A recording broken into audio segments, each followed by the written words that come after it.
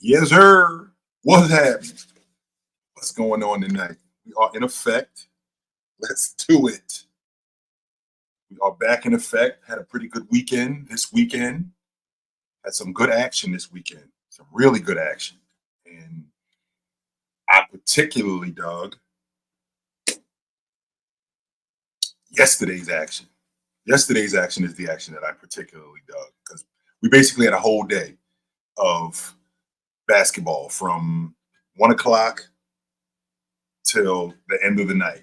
And I can start with the Milwaukee Bucks, who have now, which I think is quite interesting, the Milwaukee Bucks have ran off 4 of their last 6,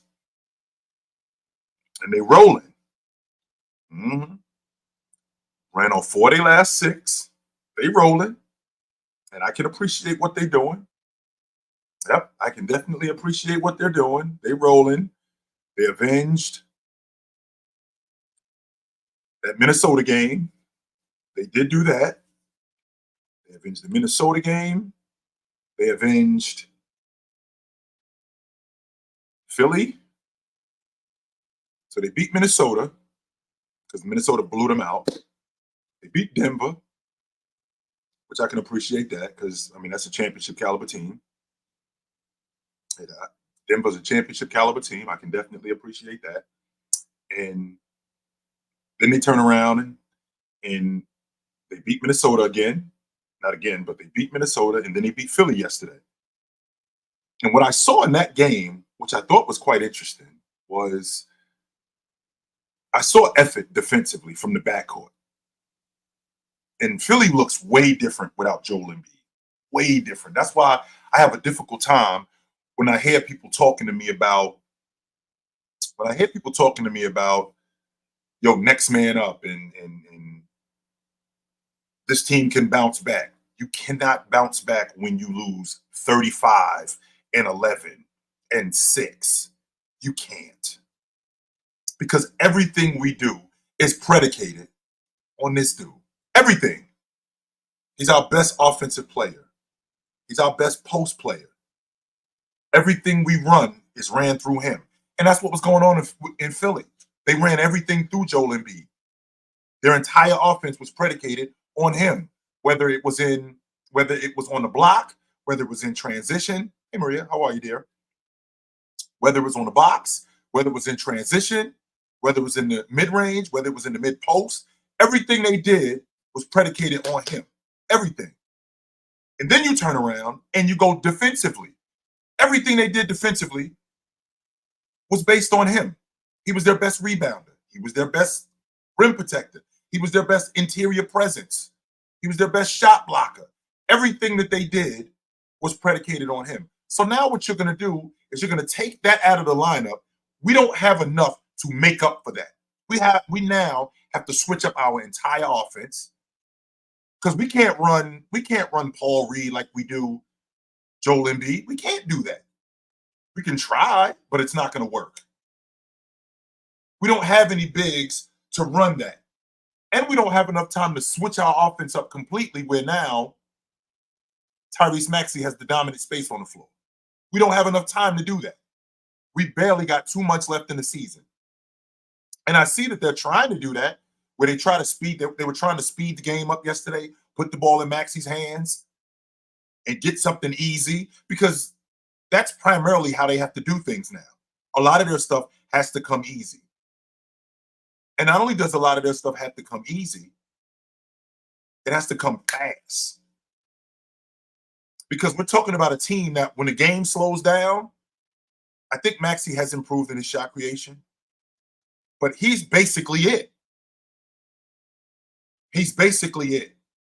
Buddy Hield is a long ball shooter. Tobias Harris can get me buckets, but now we're telling him. Now we're telling Tobias Harris to go from being a third option to now we're featuring him more in the offense. Which some players, don't get me wrong, some players actually they thrive on that sort of stuff. But Tobias Harris That's not necessarily his game. That's not who he is. So I think I think one of the main issues with Philly, I don't think one of the main issues with Philly. I think the main issue with Philly is exactly that. It's the fact that Joel Embiid is irreplaceable. It'd be like Denver losing Joker for everything that he does. It'd be like Milwaukee losing Giannis. And since we're on the subject of Giannis, Doc has put the ball back in Giannis's hands, but he's done it more in transition, which what it looks like to me. He's done it more now. When the game slows down, he looks like he wants to get Damian Lillard more involved. That's what it looks like.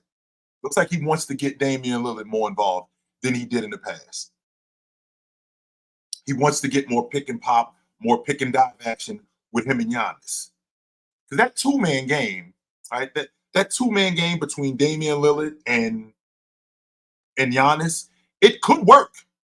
Mind you, this could absolutely work. But there has to be some adjustments. And now, but the problem is I'm not sure if we have enough time to do it now. Because we're talking about a Giannis Antetokounmpo. Thanks, Lim, and I appreciate you, brother. And thanks to you, Nick. I'm gonna get to that, no doubt about it. Because now we're talking about a Giannis Antetokounmpo and Damian Lillard, who is their third coach. It's their third coach in the same year.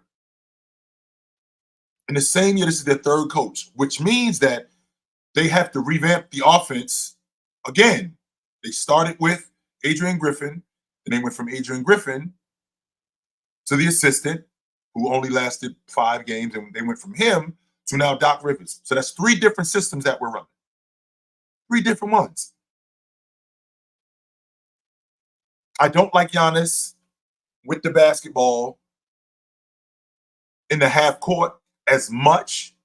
I like him with the basketball in half court. I just don't like him with the basketball in the half court as much, creating for other people. He shouldn't have to do that. That's what we got a lead guard for. I like Giannis in transition. There are people who don't like Giannis in transition. I actually like him in transition. I'm a big Giannis fan in transition. There are people who don't like him there are people who don't like him in transition. But I actually like him in transition. So, with that being said, I think one of my main issues with them is their offense and how it's being set up. How is this offense being set up? So,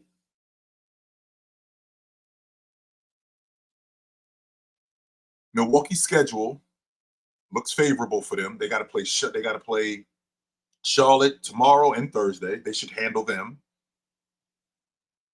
The Bulls are in town. I think they can handle them. I'm sorry, they got to go to Chicago. These are their next 5 games. I think they should handle Charlotte. They got a back-to-back with Charlotte on Tuesday and Thursday. I think, and they got the Bulls on Friday. They should handle Chicago. They come back Monday to handle the Clippers, and then they go out west for 4 games. It's going to tell me a lot about the Milwaukee Bucks. You guys already know how I feel about them. You guys already know. So it's not news how I feel about the Milwaukee Bucks. I like how they're playing now, but the way that this roster is presently constructed, I think they're fool's gold. I do. Because they don't have the necessary pieces to protect Damian Lillard. I'm watching the Sacramento Kings, who I'm going to get to. I'm watching the Sacramento Kings protecting as much as they possibly can Sabonis. Sabonis isn't very good in the pick and roll. He isn't. So because Sabonis isn't very good in the pick and roll, Sacramento runs a lot of zone to keep him away from that sort of stuff. And because they keep him away from that sort of stuff, right? Because they keep him away from that, and they put him on the front line in the zone, that gives him more opportunity to rebound. That gives him more opportunity for other defenses to be on the wings instead of putting him in one-on-one situations. That's protecting a guy who's not very good defensively. And I like that about them. I do.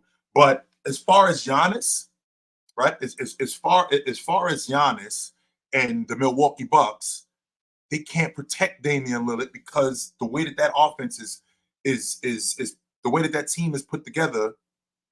You give away Drew Holiday and you give away Grayson Allen, both defenders. Both of these guys are defenders. When you give away those two guys and you trade all of that for offense, it's a recipe for disaster because Malik Beasley's not a defender. He's always been a long ball shooter. He always will be a long ball shooter. I do think that he's attempting to play some defense, and I do like that about him. He is attempting to play some defense. Same thing. What up, Lee? Same thing with Damian Lillard. I saw yesterday there was some effort defensively. Now, are we going to be able to continue that? I think that I think we're asking a lot. I'm not sure. I'm not sure if that's something that we're going to be able to continue to do. They got a favorable schedule coming up these next 5 games. I'm not on board with the Milwaukee Bucks, and I'm not gonna lie. I think of these teams, I think Philly's going to take the biggest drop off the strength that what Philly is dealing with, who Philly is dealing with. I think they're going to take the biggest drop. And losing Joel Embiid, considering what their schedule, I believe, if I'm not mistaken, 7 of the next 10 games, Philly, 7 of the next 10 games are against playoff teams. A game and a half, if I'm not mistaken. I think they're a game and a half out of. I think they're a game and a half of the 8 spot. From I think 5 to 8 is only separated by I think a game and a half, if I'm not mistaken. It's not much. And Philly, I don't believe Philly has enough time or enough cushion. Yeah, 5 to 8 is only separated by a game and a half. And I don't think that they have enough time or enough cushion to hold on to that 5 spot, considering what they got to deal with their schedule. Don't get me wrong. I think, and I'm paraphrasing here. I think Buddy Hield's a long ball shooter. I'm not totally sure he's not, and I do think he is. And I think that helps Maxey. But ultimately, I mean, I don't like it. I don't like it at all. So shout out to my man Nick Tri-State. He says salute OG. Shout out to my man Nick Tri-State, absolutely. And Living Ahmad said Greek has improved as a post player this year. 100% he has. 100%. 100% Giannis has improved as a post player. See, what a lot of people have a tendency to do is they'll see a guy working with another guy and they'll automatically think that this guy is trying to be that guy. No, Giannis is not trying to be Olajuwon. He is not. That's not what he's doing. He is not trying to be Olajuwon. What he's trying to do is he's trying to improve his post game. And who better to learn from than Hakeem Olajuwon, who's going to teach him footwork.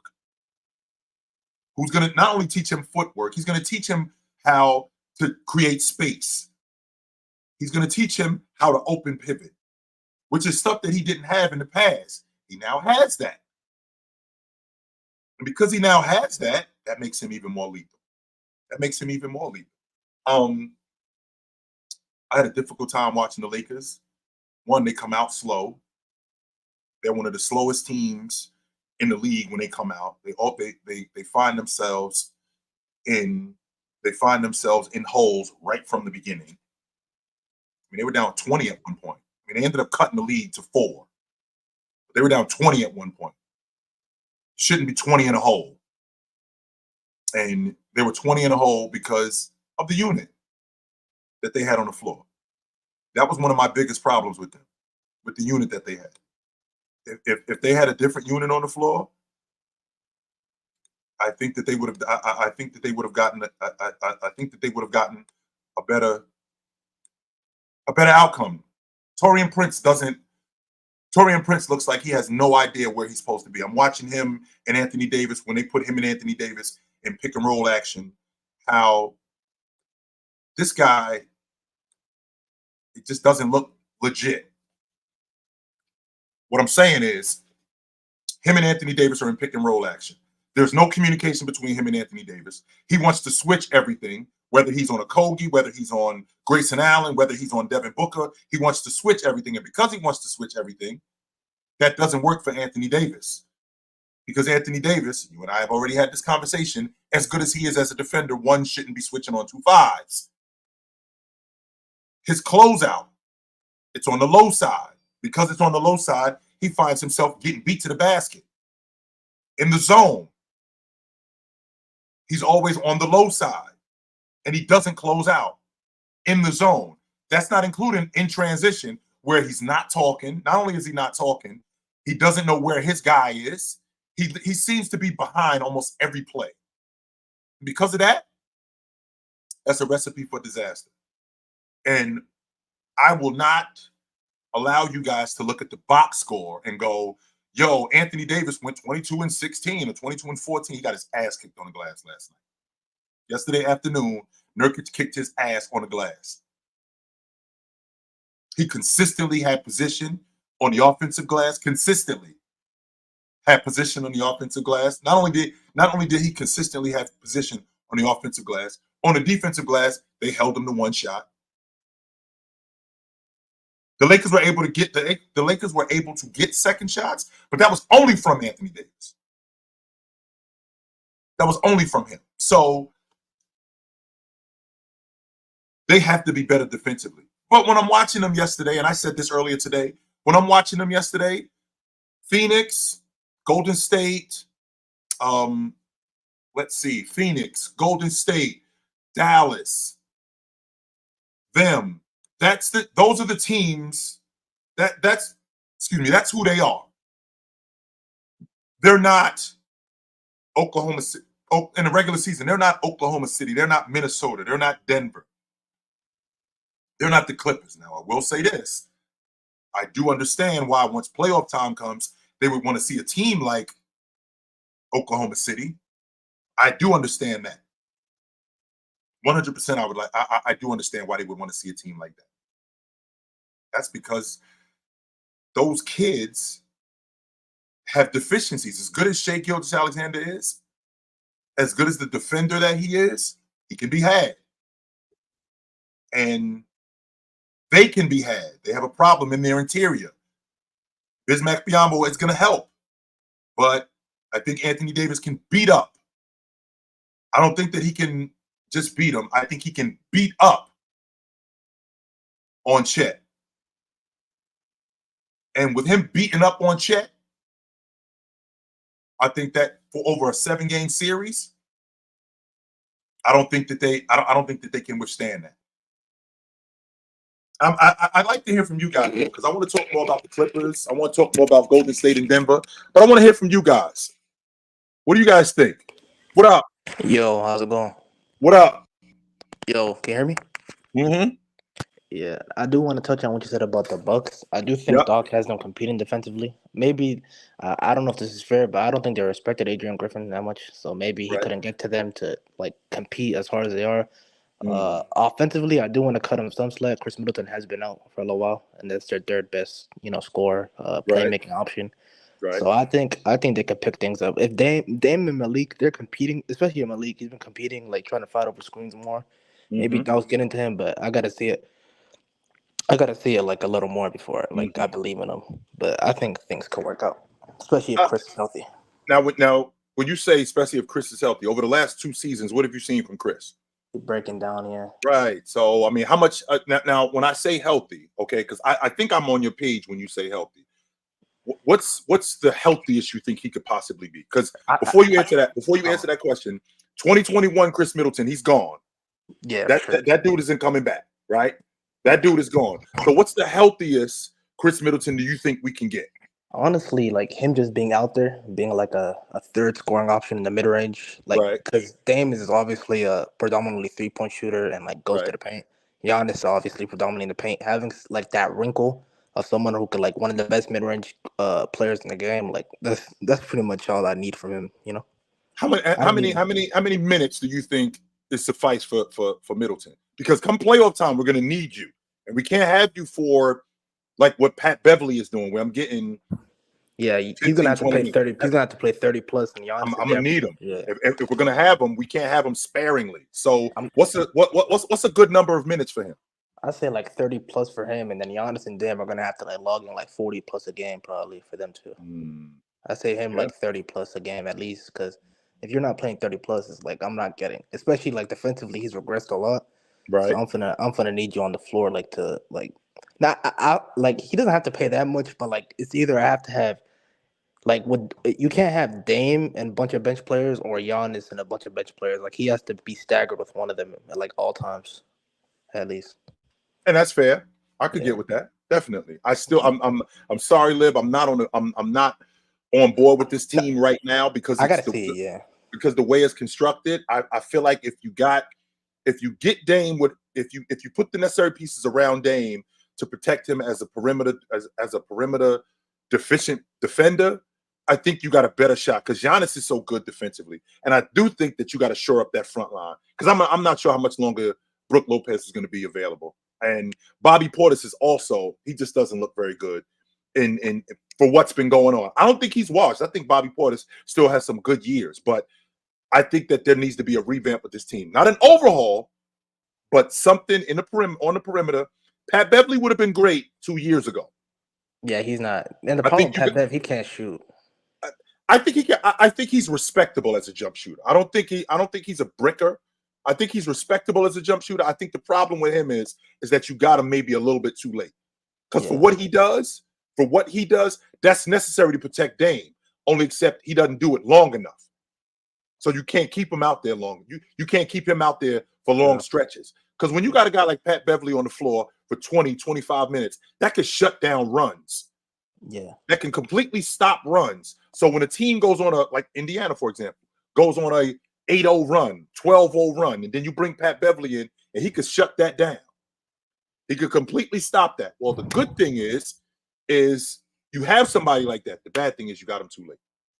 yeah. But Yeah. when I say I believe in the Bucks, I think they can beat everyone but Boston. That's what I mean. But the problem with Boston is just they're so good. I think Boston can be anyone. Like that's the problem. It's not I like the think they're going Bucks. to win the NBA championship. I don't think the Bucks are necessarily frauds. I just think they're in a time where the Celtics are just like something else. I think that they're frauds off the strength that what that team is built around with Damian Lillard. I think that's the issue. That's my only Yeah, problem. So, I can see that. all right, brother. Thanks for the All super right. chat. I appreciate you. Absolutely. Yep. I can't get with what I'm seeing with that crew, man. I just can't. And as good as Giannis is, I can't do it. I can't. So, what up? What's up, Jill? What up, brother? What's going on with you? I got a question to you about the Clippers, man. Are the Clippers fool's gold? You know I've been out on the Clippers since last year. I'm not on that train. No, I'm not on that train. I was just looking at their schedule. They got some solid wins, but against the contenders in the Western Conference, the Thunder smoked them twice. Minnesota smoked them like a week ago. In their Denver, building, by the way. In their building. Denver smoked them twice. So I'm not really understanding this hype train about, oh, it's only Denver and them in the Western Conference. Like they're the legit contenders. I'm not. Well, the key is that Leonard is healthy. That's one of the keys with them. Leonard is healthy, and he's the post that's holding up this tent. But from what I saw last night, from that Sacramento team, which, by the way, I think is interesting that nobody talks about. You know, De'Aaron Fox will sit in the chair and he will defend. I watched him. He did a damn good job last night on James Harden. A damn good job last night on James Harden. Being the disruptor, getting James Harden off his rhythm, putting him in spaces where he doesn't want to go. James Harden, as good as he is as a lefty, and as good as he is with his right hand, when you sit on that left hand and make him go right, which is what De'Aaron Fox was doing yesterday, you disrupt a lot of their offense. And I thought De'Aaron Fox did a damn good job at that. 100%. I do. So let me ask you this, Uncle Chill. So if they play Denver in a series, who wins? Denver. If they play Minnesota in a series, who wins? I think Minnesota beats them. I think they get out coached. I don't think it's a talent issue with the Clippers in Minnesota. I think Minnesota's coach out coaches them, because what Ty Lue is going to do is he's going to go to that small ball logic, and Coach Finch got something. Coach Finch got something for his ass. Coach Finch got something for his ass. They try to go with that small ball lineup when they were in Los Angeles and with Russ, and that's all Coach Finch did. Ty Lue had Russ covering Rudy Gobert, and then he had Leonard covering. That's all you got to do. Throw it up. And it sounds simple, right? It sounds simple, but it's not as simple as it may seem when you got a whole bunch of other things happening. Right. But it really is that simple. So you got a guy in Russ who's 6'3", 6'4", and you got a big guy in the post throwing the ball. Yeah, even Cat was punishing them in the post. You know what I'm saying? And one more question I got for you, Unc. Yeah. I'm 100% with you, man. Milwaukee is fool's gold. I ain't gonna lie. I'm gonna be completely honest with you. If they see the Knicks in the first round, everybody's healthy, I think Milwaukee's going home. They see Miami in the first round, everybody's healthy, ready to go, I think Miami beats them. I'm not even gonna lie to you, if they see Indiana in the first round, that's gonna be a 6 or 7 game series. Indiana looking at them like they are food, yo. Yes, like they a bucket of extra crispy. Yes. And Indiana looking at them like they food. Like, yo, in fact, there's not a lot of teams that you can say look at a higher seed and go, we want them. Like, I think the Lakers looking at Oklahoma City like, yo, we think we could beat them. Indiana 100% is looking at Milwaukee like we could beat them dudes. We could definitely beat them. But I ain't gonna lie, Unc. I'm gonna be honest with you though, man. OKC ain't sweet, man. They not sweet. Whoa. Just because you kids does not mean that you sweet. No. Yeah, I still think we can rough you up though.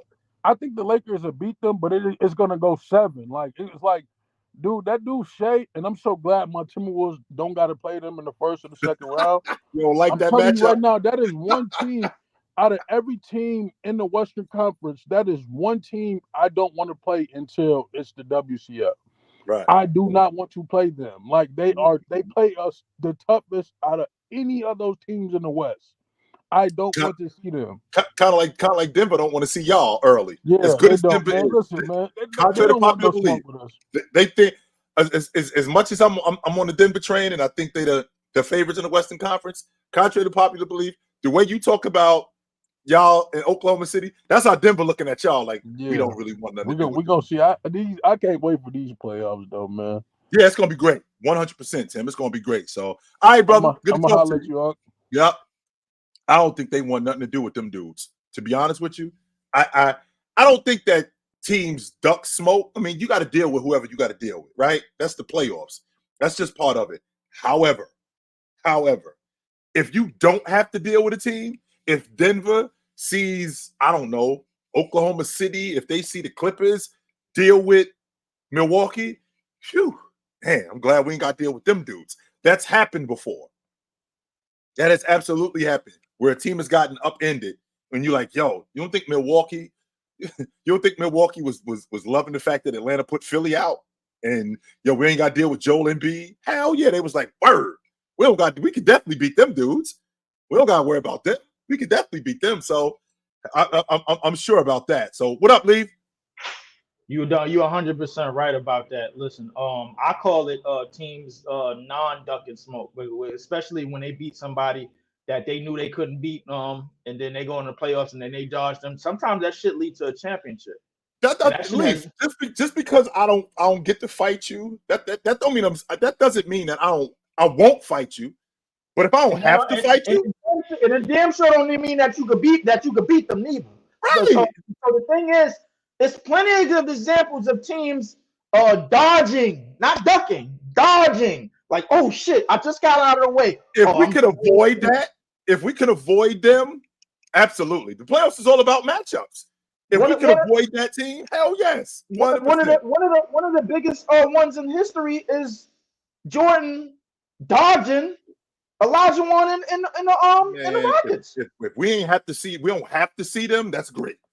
Jordan with his own words, I'm glad they didn't get out of the West. Right. I'm glad we ain't got to see them. Exactly. I'm not sure we could beat them. I don't think we can beat them, considering who they got. Did you tell Bobby he lost his rabbit ass mind for that bullshit he said earlier? About T-Mac clearing Kobe? Oh, we got to the bottom of that. Don't you worry about that. We got to the bottom of that. I'm gonna raise hell about some other stuff on the Wednesday show. I don't raise hell over here because we can have a conversation, but we can't have a conversation. You know how that is. But in terms of Milwaukee, I'm gonna have to agree with you, man. I think yes, nah. I don't. Yeah, I think they. Leaf, you said to me. Leaf, you said to me before the season started, if everything went right in Brooklyn, if Ben Simmons was healthy, if Ben Simmons stayed healthy, if Claxton stayed healthy, and this team was built around the defense, which is what it should have been. That team was built to win. That team was built to win. You look at this Milwaukee team, they're not built to win. Here's the thing about this year. Best case scenario I had for us was the Clippers the year before Kawhi got there. And let me explain why. If you go look back at that team, they had 0 All-Stars and 1 6-man in the year. That was Lou Williams. Remember, they had Tobias Harris for half the year. You know how many games that team won? Almost they 50. Won 48 games. Yeah, almost 50 games that year. And they took Kevin Durant and the Warriors to 6. Mm-hmm. With Lou Williams and whatchamacallit. Everything fell apart, but because the thing is, when you got a team that has to win by committee, you can't have no injuries. You can't have no setbacks. You can't have any damn thing go wrong. You got to have damn near everything go right. And that Clippers team had almost everything went right for as little as the talent that they had for a whole year. They won 48 games. Oh, by the way, Glenn Rivers was their head coach. You didn't hear that shit from me. You didn't hear me say that though. But to get back on Milwaukee, I just don't see it, man. I think Beasley and Dame are trying to fight over screens more and trying to play, but they still gonna get their ass kicked. It's the same shit I said about the finals. I said Miami they're gonna throw everything they need to throw at Denver. They still gonna get a foot in their ass. It's the thing. Like when you up against when you up in a fight.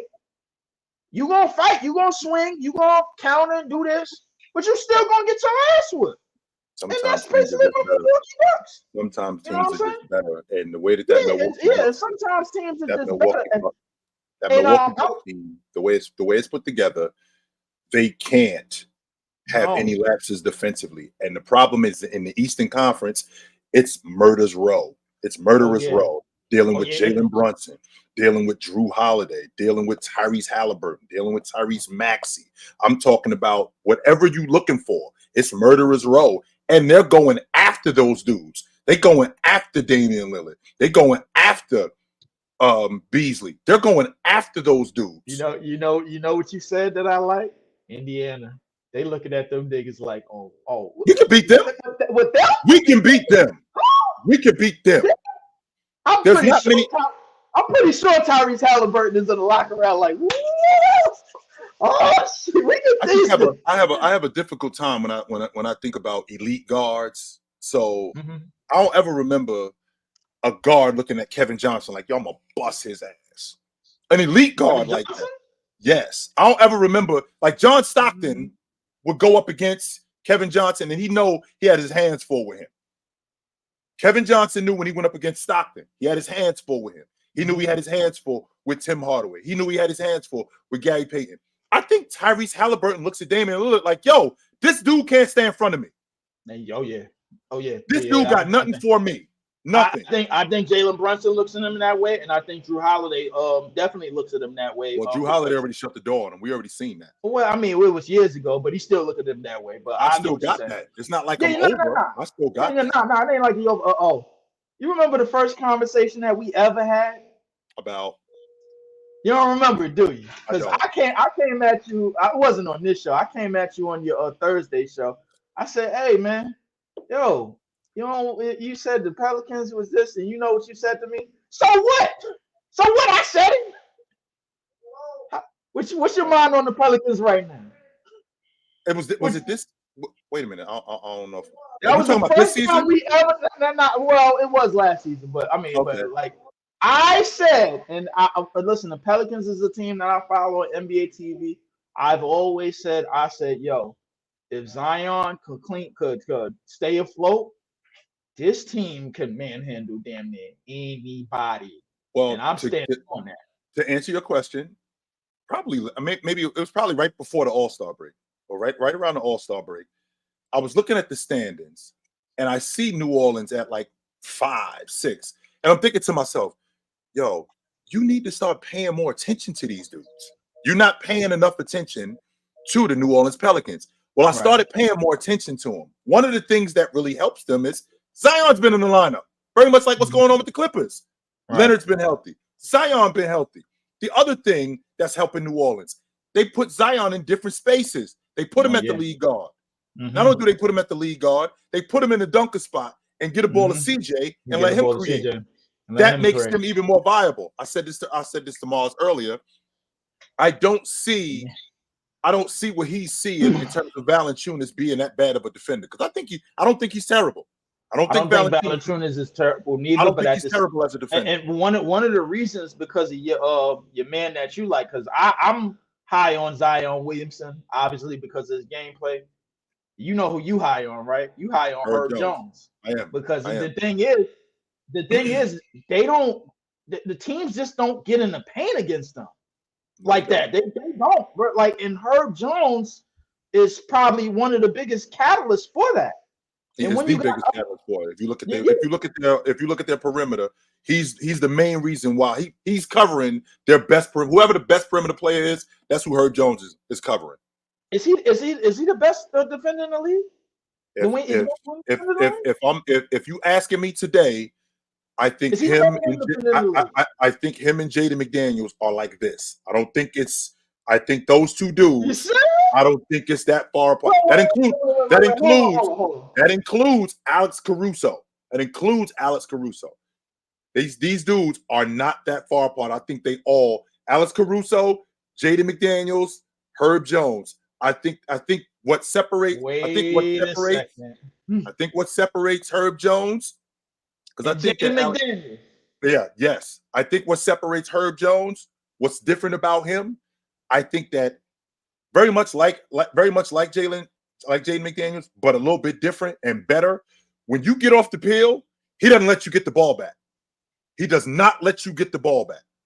Herb Jones is fantastic at that. That's a good point. But he is fantastic at that. I think one of the difference, another difference between him and Jaden McDaniels is that the thing is when Jaden McDaniels is on your best scorer, like that's not an easy night for him. So the thing is like what Jaden McDaniels has over Herb Jones definitively is wingspan. He just has a lot more ground that he could cover at what he like 6'8", 6'9"? That much though? I mean, I think he's 6'8". Yeah, I think he's 6'8", 6'9". 6'9" or something.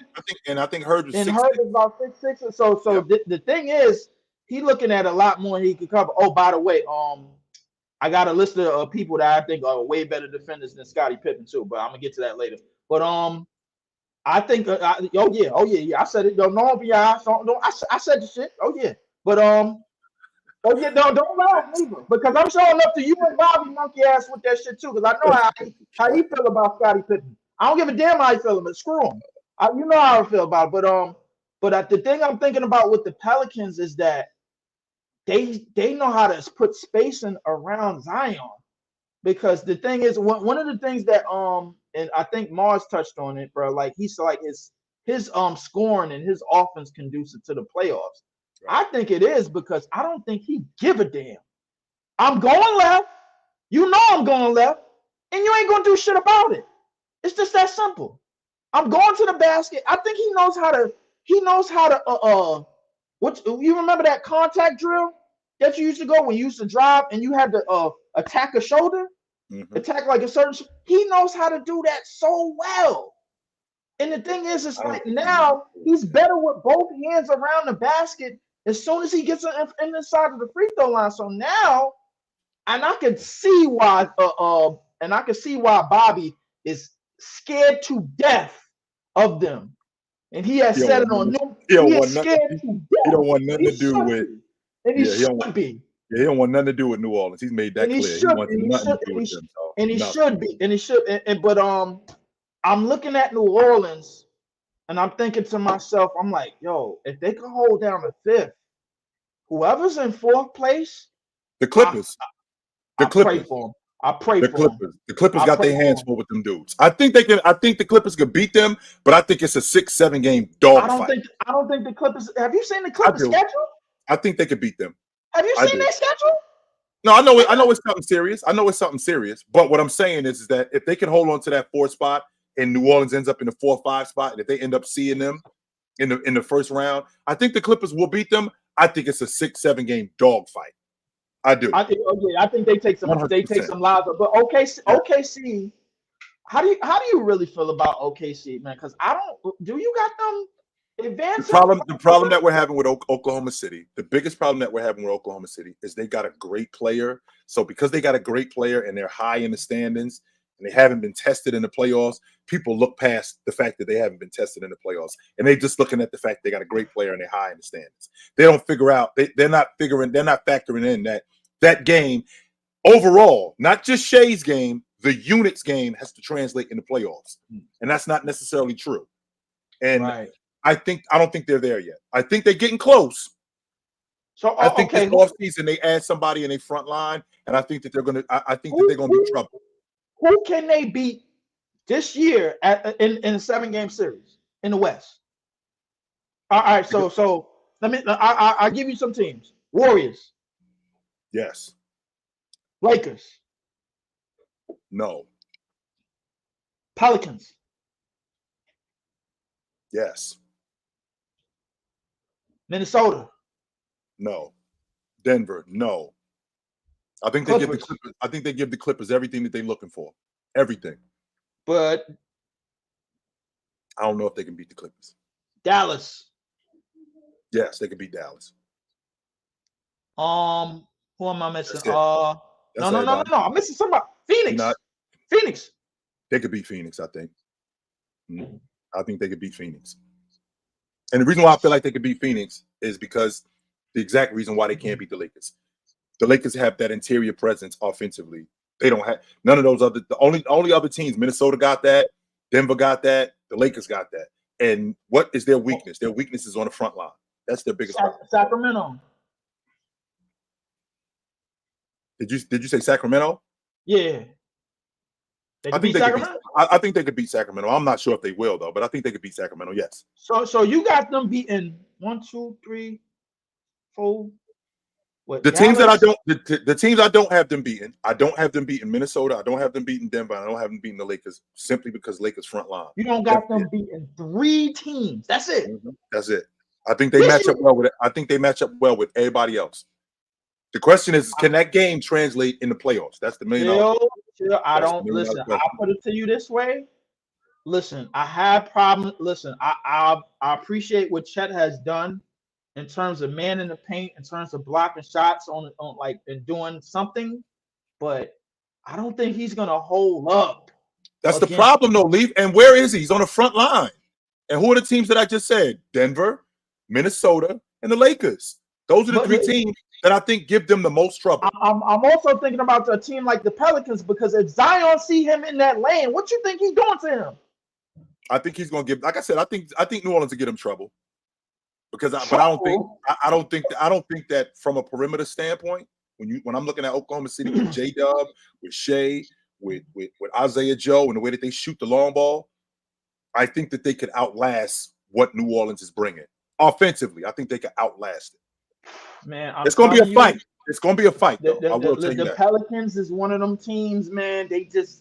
I feel, man. No, New Orleans is a team, and I got to get going, Leaf. But New Orleans is one of those teams that whoever beats them, everybody else is like, word. Word. Those dudes is gone. Absolutely. Them dudes is out of here. But Everybody else is thinking that. Whoever beat them, they're gonna take some bodies with them. Yeah. They're gonna take some Everybody bodies. You remember how you talked about Orlando against Boston? Yeah. It's gonna be something like that. Boston is not walking out of that series 100% strength. Not. They're gonna be beat up. They definitely gonna be beat up. So, all right, Leaf. I'll get with you, brother. I got Leaf on Wednesday, bro. Tell Bobby this ass is over. Uh-oh. What up, Sturdy? What's up, brother? Yo, what's good, chill, man? Yo, great show so far. I got simply put, I got 3 questions for you, 2 theoretical, and 1 I think you'll like. The first question is, why do you think Giannis, in regards to MVP voting, has been so inconsistent since he won his second? Like, chill, you said it all the time. Winning matters, right? Last time I checked, Milwaukee, correct me if I'm wrong, has been the top 3, the top 2 seed in the Eastern Conference since he won his MVP, right? Production matters. This year in particular, 30, we talking about guys having 30, 11, and 6 on career high in efficiency, career high in field goal percentage, and he's back to playing like a top 5 defender in the league. And so the guy Joker, who has 2 MVPs, who, if you look at the Denver Nuggets record, with in comparison to the Bucks, isn't far off, Chip. I believe the Bucks is 37-21, and the Nuggets only have 17 losses. Well, not 21. Yeah, 17 losses. That's not a far off record. So my question to you is, why do you think that is? Why do you think Giannis, in terms of MVP voting, is so inconsistent? Well, I always equated stuff like that to being a victim of your own success. So when Giannis wins the league MVP in 1920, I think he was 29, 12, and like 6, and then he won it again. I think he was 30. I think he was like 31, something like that, 31 and 11. So now that's the standard for Giannis. So in order for him to win it again, he's got to do something astronomical, kind of like what Joel Embiid was doing. Like the fact that Joel Embiid won it last year was 33 a game. That 33 now, because he averaged 30 a game the year before that, and he didn't win it. And people felt like, he should have. People felt like last year that they gave it to him, and even though, he led the league in scoring and he was 30 and 11. The next year, this year, in order for him to win it, it has to be something astronomical. And that's the story with Giannis. That's the same thing going on with Joker. Like Joker's 26, 12, and 7. It can't just be that. It's got to be a significant 26, 12, and 7. Like, for example, the fact that he just passed, he just passed Chamberlain. James. Yeah. I think he just passed James, right? On a triple-double list, stuff like that, where it has to be astronomical. What Giannis is doing, the 31 and 11, it's almost like it's standard. Like, all right, that's just who you are anyway. So why should we give MVP? But you can say the same thing for Joker. Like you compare his raw stats to Joker when he won his second MVP. Right. It was better. Like it wasn't the same. And then same thing in regards to Giannis being historic. Chill. Right. Do you know he's the only player in NBA history to average at least 25 points, 10 boards, 5 assists, 1 block, and a steal for multiple seasons? Do you know no other player did that more than one time? Giannis. Oh, absolutely. I did know that. 100%. Yeah. So like he's continuing the story upon himself. So it's like I'm trying to figure out, because it's not like Joker. I understand if like Shea and Luka the favorites and Joker and Giannis about 34. I understand it. But Joker is the favorite, chill. So I'm trying to. And the reason why the consistency. The reason why he's the favorite, 1, they won the NBA championship last year. 2, everybody thought he should have won it last year. 3, he's having another historic season. So the numbers in terms of the raw numbers, the 26, 12, I think Joker this season is 26, 11, and 9. The last time a big man, a 5-man, averaged 9 assists, I think that was Chamberlain. He's the last dude to do that. And that was 60 years ago. So with that being said, this is the kind of stuff that they're looking for. Add that to the fact that they're winning. Now, the win margin isn't that far off, but they still win it. So it's not like they gave him the league MVP like they did in 2021 or 2022 when they was in 6th place. No, that's not it. They're the defending NBA champs, and the idea that Joker being who he is on a championship unit and the team I think they only a game out of 1st place, something like that.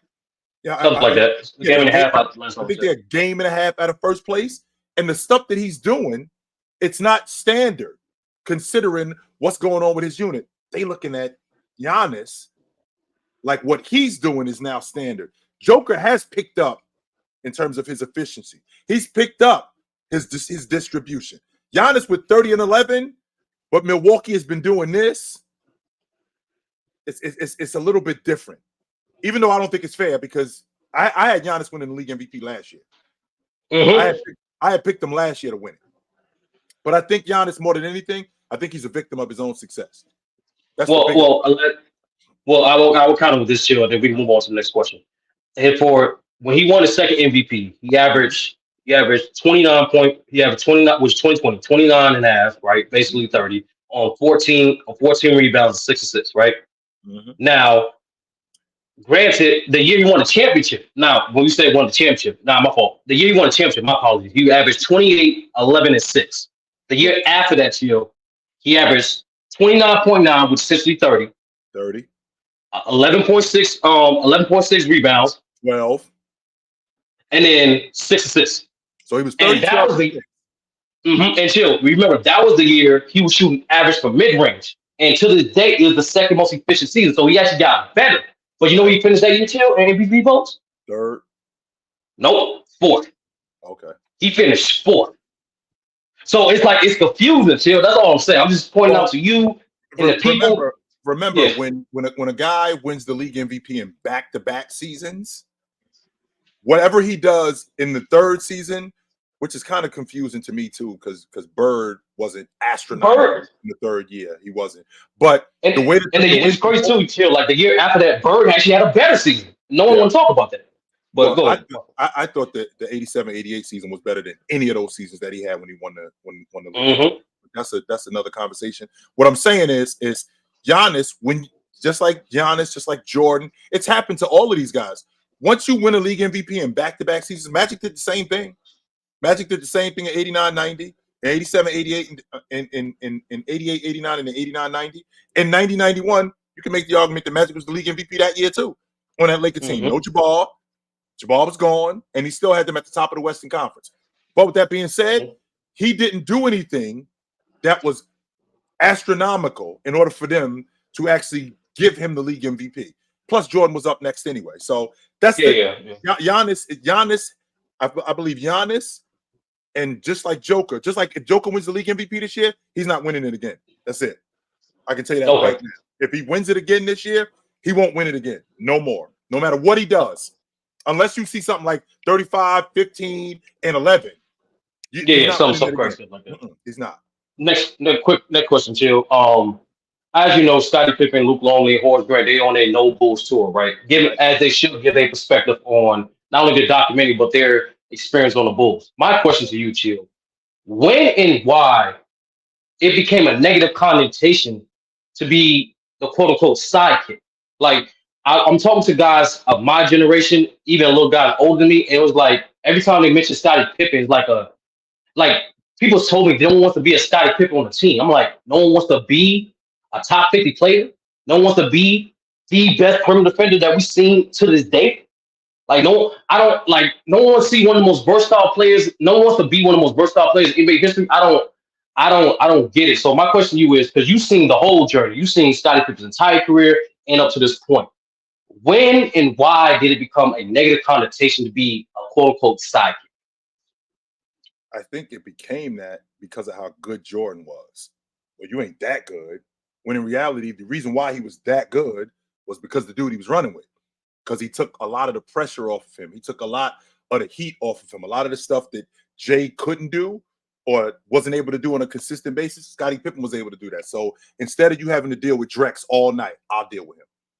Instead of you having to be the distributor like you used to be, I'll take care of that. You could be the bucket getter. You can distribute also, but I'll take care of that. They looked at Scottie Pippen. They look at number twos like, well, you ain't as good as this dude, and because you're not as good as this dude, we shouldn't view you like that, completely discrediting their role. And the reason why this other guy is as good as he is because of this dude. Okay, so in direct comparison, because even God rest his soul, Kobe Bryant in this interview with Ahmad Rashad, he was aware and motivated by the narrative of not being one to be viewed as a Scottie Pippen, as a guy who couldn't win without a guy who was viewed as superior to him. And it's like that don't make any sense to me. Like that, Right. like that's a Hall of Fame record. That's a first. Remember who we talking about, Sturdy? We talking about a guy who played with another guy, so that's who he's compared to. Well, can you do it without this dude? When in reality, that's not the way this works. Nobody ever asked Robin if you was as good as Batman. No, but there's a reason why they were called the dynamic duo, because both of them together were much better than those two guys apart. And as good as Jordan was, Scottie made him so much better. As good as Scottie was, Mike made him so much better. But they look at I believe people look at him. I believe people look at Scottie, comparing him to Jordan. Well, you wasn't that good. Well, he didn't have to be that good, but he needed to be good enough where he was in order for Jordan to win. He definitely needed that. The negative connotation, it got to a level chill where like people disregard what Michael Jordan said multiple times, that we heard him say, I do not get 6 championships without who? Without Scottie Pippen. Right. And like if Jordan understood how valuable he was, why can't we as a general consensus of basketball community? Well, I think people need to understand how much Scottie, his game evolved, how much better a distributor he became. The triangle offense did wonders for Scottie, because that action, everybody moving without the ball, different looks, not just Scottie Pippen as a defender. I won't even talk about him as a defender. I'm just talking about offensively. All of those different looks that he would get, how he would get other guys involved in the offense, how much better that made him, and how much more confidence that gave him, as opposed to making him a one-on-one player. The triangle offense enhanced Scottie Pippen's game. Defensively, I can't speak enough about what he was. We're talking about a dude at 6'8", 6'9", who had like a 6'10" wingspan, who was multi-purpose on the defensive end. And he got better every year. He got smarter every year. So because he did that, that took so much pressure off Jordan to not just take breaks, but to be an even better defender. So it's like being a fighter. The fact that you got another dog running with you that could do what you do, that makes my game even better. But people looked at him like, well, you ain't as good as Jordan. When in reality, he didn't have to be as good as Jordan. He just had to be as good as he was at what he did, which is why they were as awesome as they were. You would be lucky to be a number 2 and be as good as Scottie Pippen. You'd be lucky to do that. Fact. Last question, Chill. I'm sending us home with this one. I need a start bench cut this year playoff wish list matchup. All right, everyone's healthy. You ready? Yep. All right. Start bench cut. Mavs versus Suns. Clippers versus Mavs. Or Clippers versus Suns. Start bench cut. Everyone's healthy this year. What was the second one? Mavs versus Clippers. Okay. Clippers versus Suns. Clippers Suns. Okay, so what I'm gonna do is I'm gonna start Clippers versus Suns because we got robbed last year. Leonard got hurt. Okay. I want to see that again. I already seen Mavs Suns. They blew them dudes out. I already seen that. Even with KD in the lineup, I already seen that. Mavs Clippers. I would like to see that again. So I'm going to start Mavs. I'm going to start Clippers Suns. I'm going to bench Mavs Clippers, and I'm going to cut Mavs Suns. Okay. Because the reason why I mentioned those 3, Chill, is because you mentioned all the time one of the things that's mentioned from today's debate, a little more rivalry. That trifecta of a teams that I mentioned, they all got something against each other. We already know what looking at Book got going on. Plus, what's the storyline and on Kyrie and KD going with another? And what about the brief history of the Clippers and the Mavs with Luka and Kawhi? So the NBA is fortunate this year. We might be lucky enough to see two of those 3. If we lucky, we might get a Mavs Clip series, and we might get a Suns Mavs series. Mm-hmm. We might get a Clips Mavs, or we might get a Clips Sun series. We might get that. We definitely we could very well get that. That's Can I get your predictions? Like for that hypothetical, can I get your predictions before I get it? I got no faith in the Clippers, man. I don't think these dudes gonna hold up. I don't, man. I wish I could say I did, but I don't. I just don't think they're gonna hold up. I don't. Oh man, I I feel don't. you, chill. Yo, y'all like, subscribe, and share to somebody, bro. Y'all know somebody. It's free. Yo, thanks for having me on, chill. All right, brother. You know where to find me at. I All right, wish I could say that I did, man. I just don't have no faith in them dudes. I don't, because I seen it all before. I have. I've seen it all before. What up, brother? What up, Jill? What's up, How brother? you doing, man? Good, man. Doing all right, man. I just wanted to go into the MVP conversation, and Yep. I feel a couple of things I actually wanted to cover with you this quickly. But the MVP, I feel like this year it's a weird one. I honestly think the media doesn't know who they want to give the MVP to. Like, I feel like it should be Jokic. You know what? Actually, in my back of my mind, I think they want it to be Luka, and I think that the problem that they're having with Luka, he actually isn't winning enough. Yeah, they want it to be him so badly, and he's Amara, you know who Luka is? Luka is that girl that you don't want to tell everybody that you like, but you love her. Yeah. You don't want to tell her. You don't want to tell nobody though. So you act like I can't stand her, but you really dig her. Oh, And that's exactly. I'm on your page with that. Absolutely. They love Luca. You can tell they put him in all the highlights. But the thing is, I don't know what it is with his teams. They just don't win enough, and I think they kind of peak at weird times, and they kind of then start to kind of dip a little bit.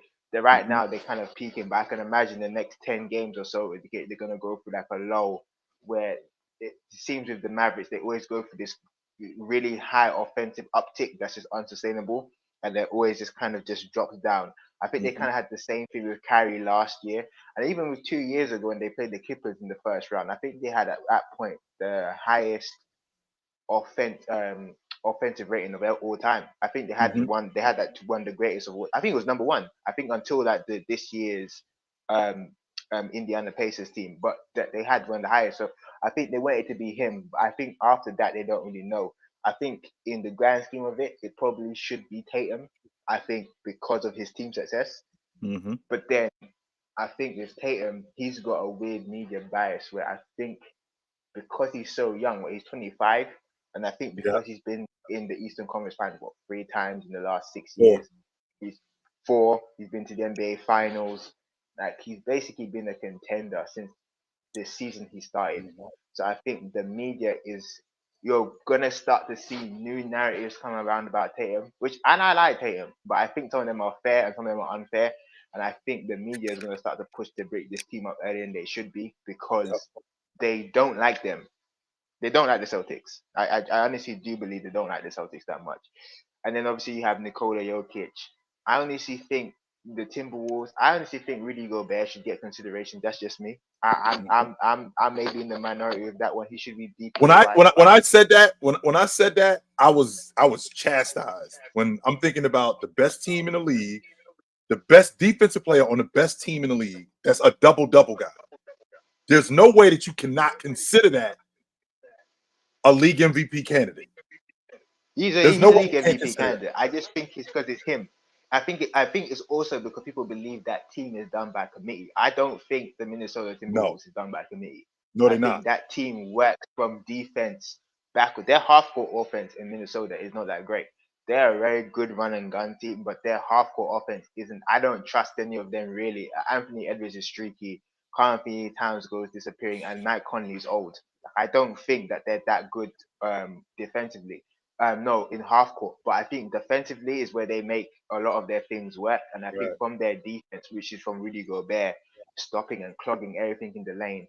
And I think Karl Anthony Towns, Karl Anthony Towns is better defensively, same Anthony Edwards. And they've also got a really good piece in Naz Reid coming off the bench. So I think they're a very strong team.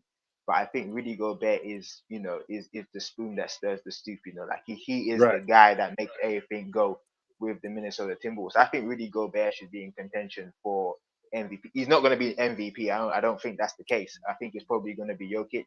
And I think that the media's also set this weird precedent as well where I think the numbers of the MVP. So I think it's like there's certain numbers now that MVPs are not going to be able to hit. And I think LeBron got 4. I think when you start to give them 4, it's kind of like we're starting to put him in conversations that I'm not sure that some of these guys should be in, from at least from the media perspective and some even the fans perspective. So I think 4 MVPs, 3 MVPs is going to be the limit for some of these guys that they're going to get. Same with Jordan. I don't think they want to give LeBron a 5th MVP because of it tying Jordan and what that would also mean for their own kind of narratives that they kind of push. Because it's a business at the end of the day, so they have to kind of make sure they have the story to talk about. I'm 100% confident. That's 100%. I think if Jokic wins it, I think if Jokic wins it this season, I think that's it. I don't think he's winning it again. I think that's it. No, he's not going to win it again. And I think they're looking to move on to a more glamorous star as well. I think Jokic, he doesn't do enough for them. Like, he's in Denver. It's not a big market team, medium market team. Luka is much more of a dynamic player. He's in Dallas. It's a bigger stage.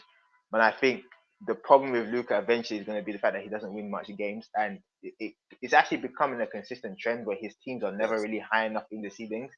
And it's actually a weird thing considering he has a great impact, but I also think that the numbers are so vast with Luka. It kind of, if you watch a Luka game, the way he plays. He's spectacular. I really do like to see Luka play to a certain extent. But there's also this weird thing with Luka where it almost feels like there's games where the numbers start to just mean less as they get larger and they start to expand. Mm-hmm. And I think that's the kind of thing that with Luka is hard to kind of manage. You see these big 71-point games and these big 60-point games, but really and truly, you want Luka to do that because of how much he marginalizes the offense when he does that stuff. Like, you watch, so I think with the media, they really want him to be that next face of the next generation. But now they've got Shai Gilgeous, who it seems like it's easier to build a winning team around him from the way he plays. Mm-hmm. And I think they put him in the All-NBA first team as well. So I think he'll be a future MVP candidate. But for this year, my opinion, it's probably going to be Jokic. It'll be his last MVP. Giannis, I think the media is tired of Giannis because of his the way the teams are playing in the playoffs. Yeah. But yeah, that's why I think it's going to be. I do believe that you can be a victim of your own success. I do believe that, and I think Giannis has become that. I think that Joker has become that. I think he's becoming that. I think James became that. I mean, we're talking about a dude who won the league MVP 4 times in 5 years, and he's been the best player in the league for a decade, and he didn't see another league MVP again. And I still haven't gotten a satisfactory answer on why. Well, I do know why. It's because he was a victim of his own success. The same thing going on with Luka, with the same thing going on with Joker right now. Same thing going on with Giannis right now. When you play at that level, because you're playing at that level, it now becomes the standard, especially when you win the league MVP. It's now become the standard. And when you win it multiple times at that level, now it gets tiring where, okay, well, we're still voting for you. We're just not voting for you to win it. That's why I have a problem with the voter fatigue.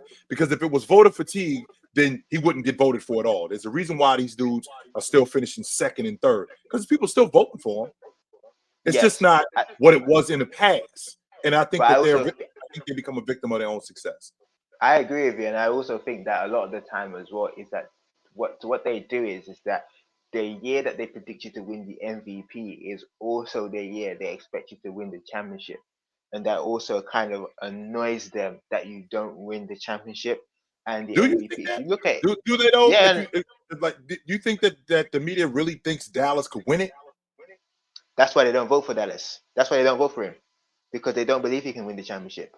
That's why they don't vote for him. The last 3 years, I mean, this year he wasn't voted early in the preseason. But the last 3 years, he was in the preseason. He was picked to win the league MVP. I believe he finished 5th. I believe he finished 8th, and I think one of those years he finished 4th.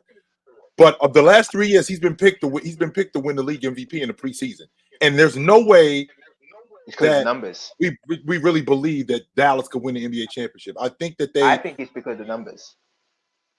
I think it's because of the numbers that he puts up. They vote for him because there's nothing to suggest that Luka isn't the statistically best player in the league. I truly do. You look at his numbers that he puts up when he's averaging 35, 9, and 9.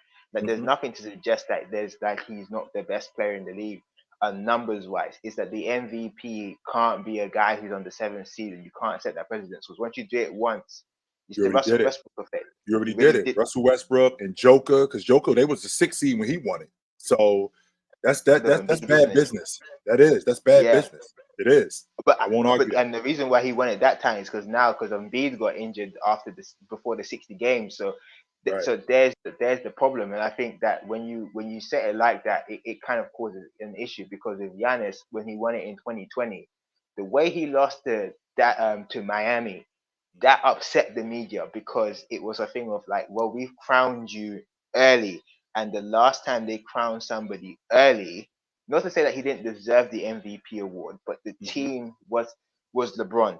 The problem with when LeBron won it in 2009 was the fact that they crowned his team. He crowned him an MVP and said his team is a contender. He was a contention player. His team wasn't. And they did it in 2010, and they said, okay, he's not that guy. And I'm not saying Derrick Rose didn't deserve it in 2011, but you could have made an argument that LeBron did, and they gave it. I actually thought it was Dwight Howard that year, to be honest with you. He did win 59 games that year. To be fair. I thought it was Dwight Howard, but that's just me. Dwight Howard. I can agree with that. And I think Dwight Howard is another underrated player. But that's a different story. But I honestly think that they do that, and I think now that Jokic has won the award, it's now how much more can you? Because I think what happens as well is that you look at statistically, not even like historically speaking, from MVPs to champions, when they get that championship, the separation usually is vast the next season. Whereas with Giannis and Jokic, there's these two guys who are kind of competing for the same space. You look at Shaq when he went in 2000, it was a big separation from what it was. Kobe Bryant after 2008 goes to 3 straight finals, was the best player in the league. LeBron 8 straight after winning his second 2 in Miami. Steph Curry 6 finals in 6 years. Where with these guys, with Giannis not going back to back in the finals also hurt him, and the collapse of Miami. I don't think Giannis will ever win an MVP award because they don't trust him in the playoffs. I don't know why, but I don't think he will never win another MVP award. That's fair.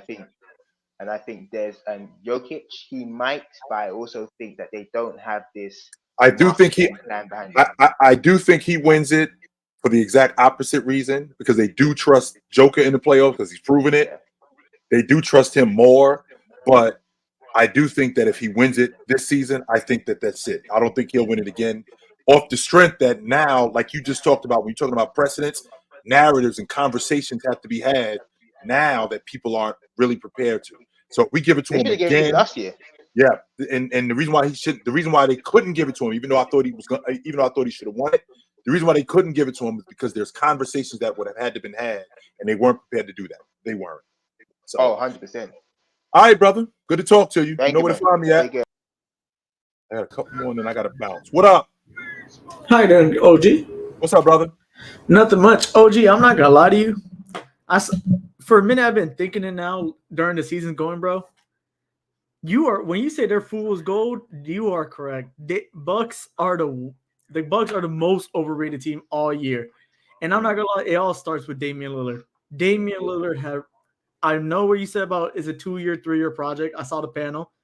Bro, this is the only year they can have a chance to win a championship. I think it goes downhill from here. So you think Damian Lillard is already doing this? Like, you don't think he can at least stay here for another year?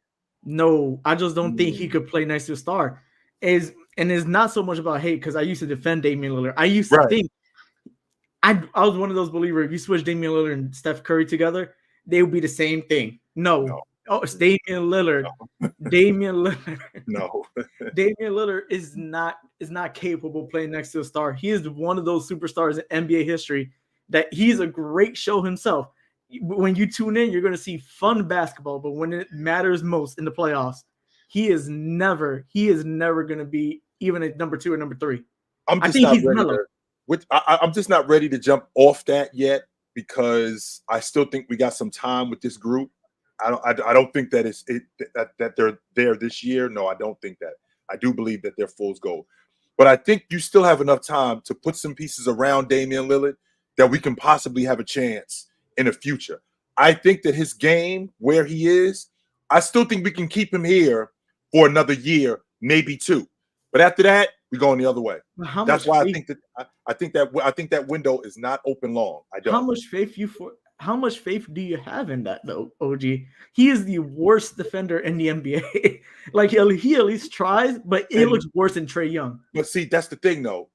What we do is now we put pieces around him and coaching around him to protect him. I think I made this point already. I don't know if you heard it, but the point that I made was in the NBA, you're not fooling anybody with sets that you run. Everybody knows what sets you run. Everybody knows about your personnel. So there's nobody that doesn't know that Damian Lillard is a liability offensively. That's why they hunt him.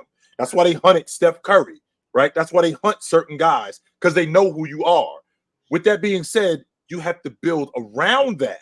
You got to put pieces around that in order to give him an opportunity to be successful. You got to protect him, because if you just leave him out, you got dudes like Tyrese Halliburton looking at him like this dude can't cover. We got him. We got dudes like Tyrese Halliburton. We got dudes like Tyrese Maxey like, yo, this dude can't stay in front of me. He can't. The only thing, I agree with that, but the only thing that could only work with that if Giannis plays center. I don't think there's another center that could provide the love what Brook Lopez used to bring. And that's I'm about to reach my point. It's bad when the Bucks' second best defender is Giannis' brother. The whole roster is bad defensively. No offense to Chris Middleton. No offense to Brook Lopez. I know how good Brook Lopez was on the Bucks on defense, but he took a major step down this season, in my opinion. No offense to Chris Middleton. Injuries derailed his career. He just took a major step down immediately. Malik Beasley, we used to think he was a 3-and-D, but he's just a 3 now. He was never a 3-and-D guy. He was just a long ball shooter. Never. He was a long ball shooter in Minnesota. I believe he was respectable. He was a long ball shooter with the Lakers. He's a long ball shooter in Milwaukee. That's all he's ever been. I thought he was respectable. That's the only way I consider like a 3-and-D. And how's that going now in Milwaukee? What do you see with him in Milwaukee? I don't think he buys in, and it all starts up with the team. I always believed, in my opinion, the Lakers is hard carry by Anthony Davis on defense. If that was another superstar there on the Lakers, they were Portland. They were Portland without exactly. AD on defense. That's who they were. They were garbage. Exactly. It's like you still got to respect the stars that helped him. But back to Malik Beasley, it's like Damian Lillard is their second best player. He tries on defense, it just doesn't work. He just doesn't know how to play it. It's just noticeable on the day. Now, other than Giannis playing center, what chance does the Bucks have to even be a decent defensive team? Because let's not cope. They're hefty on the salary cap. Even with the salary cap going up, it's very hefty. How many great to good to even respectable defenders are wanting to go to Milwaukee for such minimal wage and to have the spotlight on them? Because you said it yourself, there's just role players that cannot handle a championship level team. Right. It's a lot different playing with Giannis. It's a lot different playing with Joker. It's a lot different playing with James than it is playing with, I don't know, Shea Gilgeous-Alexander. It's a lot different playing in Washington than it is playing in Minnesota when that's a championship. Who knows about Shea? I mean, OKC, they have, I hate to say it, but they do have a really good history. When you hear OKC, they always have like a respect level, even when they were garbage. Mm-hmm. So it's like you never know. But with the Bucks, I'm sorry, they're not even fool's gold. There's going to be a high seed that's always going to be eliminated in the first round from now on, in my opinion. I love Giannis. I hate in this particular situation, I don't like the brag and I told you, but I saw this in the beginning. I'm like, yo, do not put your money on them dudes. No, don't. I'm not buying them. Good to talk to you, brother. No, I'll talk to you later. What up? One more point. The only way and it's gonna sound crazy because it's way too late in Damian Lillard's career. The only way the Bucks have a chance to keep like an epic offense to even have a chance is if Damian Lillard somehow learns how to play better off ball like Steph Curry. Here's the difference, though. I'm glad you brought that up. And nobody listens to me. Like, I tell this to the fellas, and I actually got some eyes open. I don't think Damian Lillard knows how to defend. So if you don't know how to do something, you're not really going to put a lot of effort in it. And we're far past learning how to do it. We already passed that part. Dame ain't in year 3 where we can show him how to do this, or we can put him on a unit where we can actually get some better effort from him. No, he's already in a space where this is who he is. And I don't think he knows how to play defense. You don't switch 1s and 5s. You don't do that. You I'm don't. gonna do you one better because I noticed this when he was in Portland. He does. It's not even just now. He did it his whole career. He just can't defend. If you paid I don't attention, think he knows how to do it. I don't. no, he just can't. If you paid attention back in the Portland days, he didn't even know the right stance. Dying on ghost screens. You don't die on a ghost screen. It's not even a screen. He's just coming over there. What are you doing? And he doesn't even have the IQ. He's the opposite of what a good off-ball defender is. Like with Trae Young, you see he knows how to read the lanes, everything. He just stands there. Trey's just Otto Porter. That's all. Trey is just a victim of his size. That's the problem. But he sees the off-ball. He sees the lanes and everything. He has the IQ. But he's like Otto Porter. You know that Shaq and the Fool meme where Otto Porter just stood still in the corner and nobody left? Yes. Like, oh, yeah, that's him. That's Damian Lillard. Yes, He just it's just the fact that he's good, like really good, that it's not known. Just keep pay attention. It's just gonna drive you nuts when he's not. I already seen it. I know who he is. I already seen it, yo. I already seen it. So, all right, brother. Good to talk to you. Good talk to you. One more and I'm out. What up? Chill. What up, sir? What's up, brother? Let me ask you a question, man. Jason Tatum said something during the All-Star weekend that I thought was absolutely crazy. That was his first time meeting Larry Bird. Is that crazy? Isn't that crazy? I couldn't believe it. You ain't no time in the 7 years you've been in Boston. No time you have been in a room with Larry Bird in at the All-Star game at what you call it? How about last year? 2 years ago at the top 75. You wasn't around Bird once? Couldn't believe it. So it kind of made me started thinking about him and Jaylen Brown. If you could pick any two previous superstars of the past for them to work out with this summer, who would you pick for them to work out with? If I could pick two previous stars, well, the one guy I would pick with Jaylen Brown is Drex. I would pick Drex because he would show Jaylen Brown how to be a better transition player in terms of. Yeah, he ain't got no left hand either. Yeah, he'd show him how to utilize what he's good at. I think he would do that. Jason Tatum, I know this sounds crazy, but a guy who I'd like to see him work out with, I'd like to see him work out with Scottie Pippen because Scottie Pippen would get him right on the defensive end. Wow. And not just on the defensive end, he'd get him more involved in that mid-range game. I didn't think of Scottie. Yes. Because Jason Tatum, naturally, he's a small forward. That's his game. Yes. Naturally. Mm-hmm. So to play the wing spot, for him to play the wing spot, who better to get with a dude to make him more of a complete player than Scottie? I tell you who I did think about, but I guess it'd be a conflict of interest at this point. His fellow alumni, Grant Hill. Him working out with Grant Hill. I think it would definitely help him as far as on the defensive side, on the playmaking side.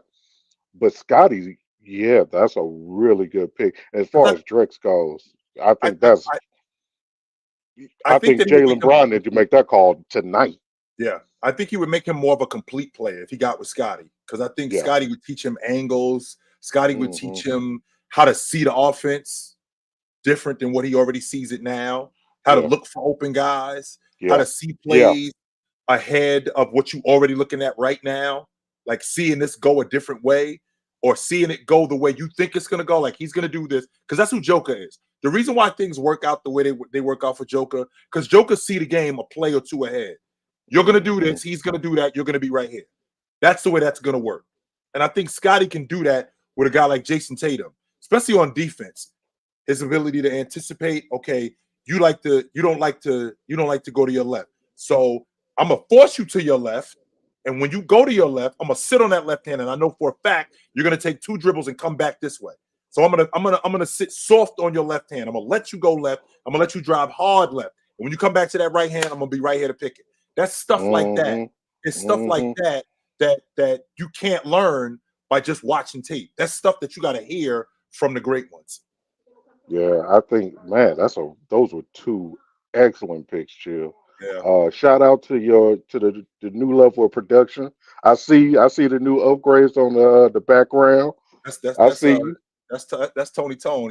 I can see his touch. Yeah, that's Tony Tone. He the one hooking this up. So talk to him. He the man. That's the man. That's the Appreciate man it, Chill, though. so, absolutely, brother. Good to talk to you, no doubt. Brenda, you are out of your mind that you think that everything that Scottie Pippen did, Dwayne Wade did it better. No, he didn't. That is just not true. And I won't even argue that. So, but it's about that time, guys. It was good to see you guys tonight. I will be back on soon. It's basketball season. We are in effect. I always enjoy having you guys. Thanks for coming through. Put on a suit, drink water, don't drink and drive. But before I go, I have to read my super chats. I can't do that. I can't leave without reading super chats. I already read those two, but I can't forget my super chats. I apologize if I might have forgotten. But Matt sends me a super chat. He says, if Wolves get Phoenix in the first round, they're getting bounced in 6. Their half-court offense is not good enough, and against 3 elite shot creators, their defense will only take them so far. Well, I don't agree with that, Matt. And the reason why I don't agree with that is because their half-court offense is a lot better than you give them credit for. It absolutely is. The problem is that they got an inconsistent two-guard, a third-year two-guard who can be inconsistent.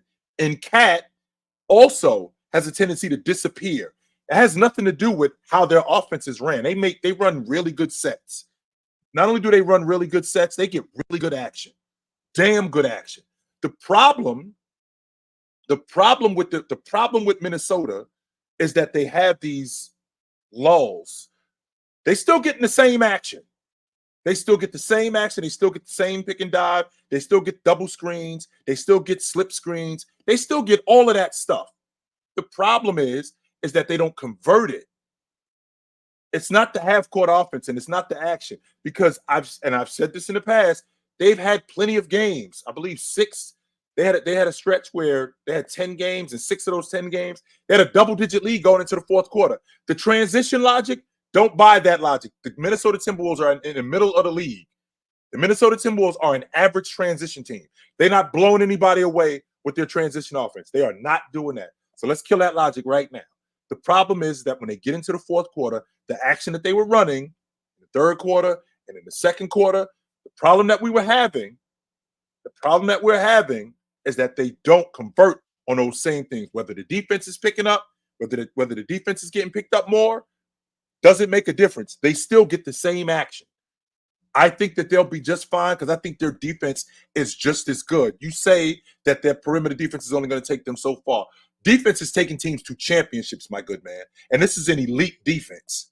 This isn't a good defense. This is an elite defense. And I think this defense is good enough to take them far. So I think I got all of them. Let me make sure that I already had Nick Tri-State. He says salute OG, and I definitely talked about this. We talked about Giannis as a post player. Then I got Matt, so I think I'm good to go. But I will tell you guys again. Put on a suit, drink water, don't drink and drive. Call your mother, man. When last time you talked to your mother? I just talked to my mother a couple of nights ago. I literally just talked to my mother a couple of nights ago. I had to call my mother. I can't tell you guys to call your mother, and I don't call mine. So I will see you guys soon. But until then, take it light. But take it. Absolutely, man. This is dope. Good to see you, Maria.